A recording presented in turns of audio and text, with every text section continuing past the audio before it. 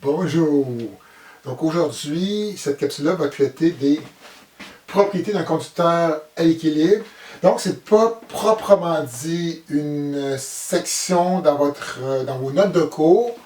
Donc ça fait partie de la section 2.4 qui est quand même une section assez lourde. Donc dans 2.4, on a vu la relation entre le champ électrique et le potentiel.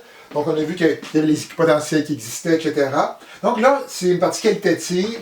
Qu'est-ce qu'il y avait un conducteur à l'équilibre? Donc, je ne vais pas nécessairement, dans vos notes, je pense qu'il y a 4 propriétés ou 5 propriétés, 4 propriétés. Je vais peut-être les diviser de façon différente. Donc, peut-être que je vais me rendre à 5 ou 6, mais je pense que ça va être 5 dans ce cas-là. Donc, la première propriété. On sait que dans un conducteur, les charges peuvent bouger facilement, donc les électrons peuvent bouger facilement. Donc ici, un surplus de charge, donc, par exemple, la foudre tombe sur le conducteur. Qu'est-ce qui va arriver? Donc, le surplus de charge va toujours se répartir sur la surface extérieure. Donc ici, la charge excédentaire est toujours sur la surface extérieure. Donc, c'est le moyen, donc toujours se rappeler qu'il y a des charges identiques se repoussent. Et le plus loin que les charges peuvent se repousser, c'est en retrouvant sur la surface extérieure du système. Donc, ceci était la propriété numéro 1.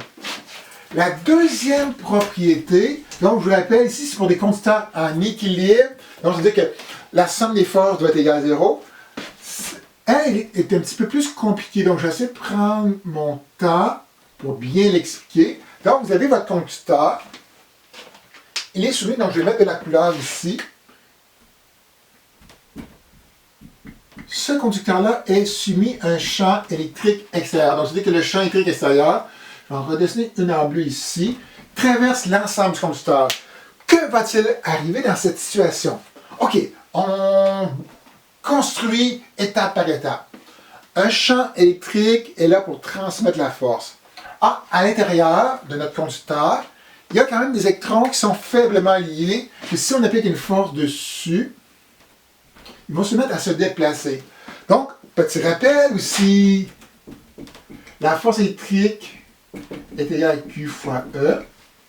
Si vous avez une charge positive, la force et le champ sont de même sens. Si vous avez une charge négative, les deux sont de direction opposée. Donc, c'est-à-dire qu'ici, si j'ai un champ comme ça, comme c'est une charge négative, on va avoir une force électrique comme celle-ci. Qu'est-ce qui va arriver à nos particules? Elles vont se déplacer donc ici. Vous allez retrouver des électrons à cet endroit-là.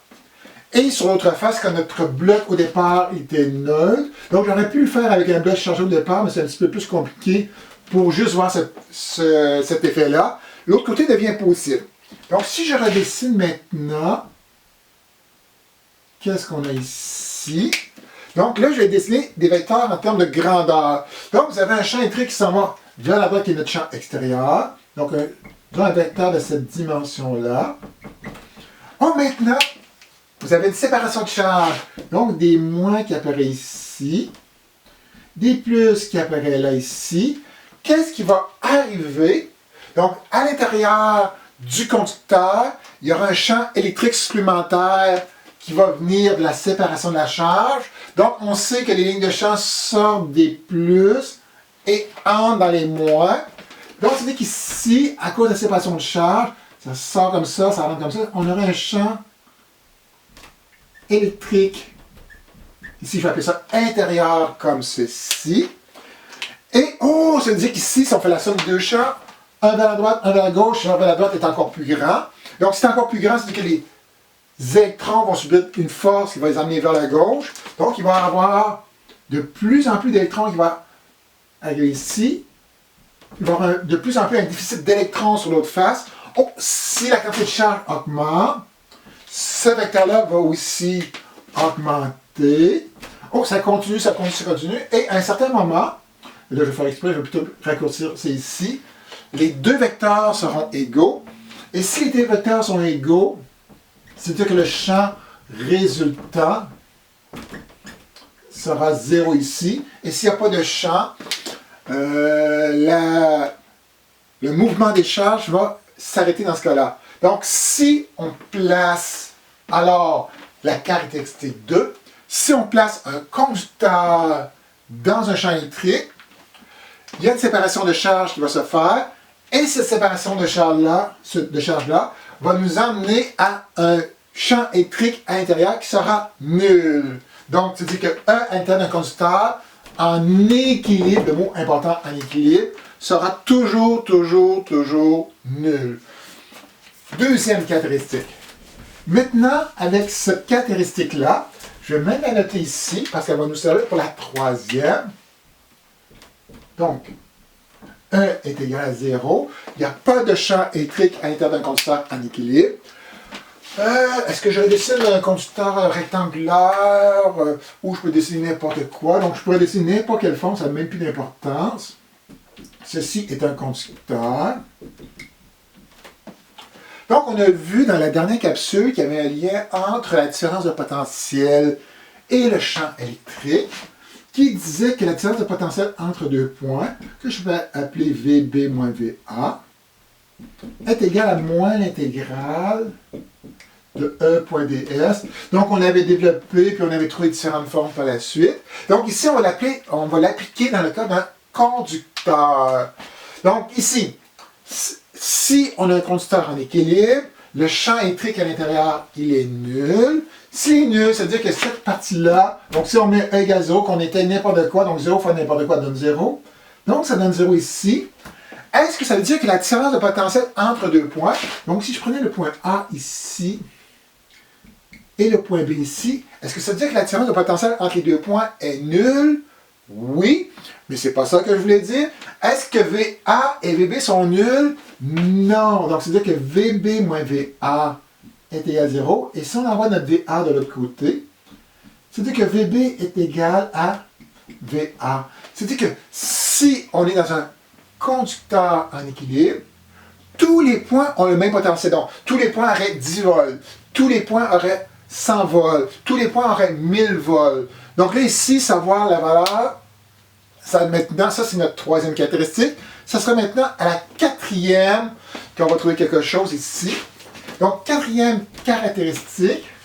Donc, tous les points à l'intérieur ont le même potentiel. Même potentiel, même potentiel, même potentiel. À quel moment que le potentiel va commencer à varier? C'est dès qu'on va sortir de l'objet. Donc là, maintenant, on a un potentiel qui va varier.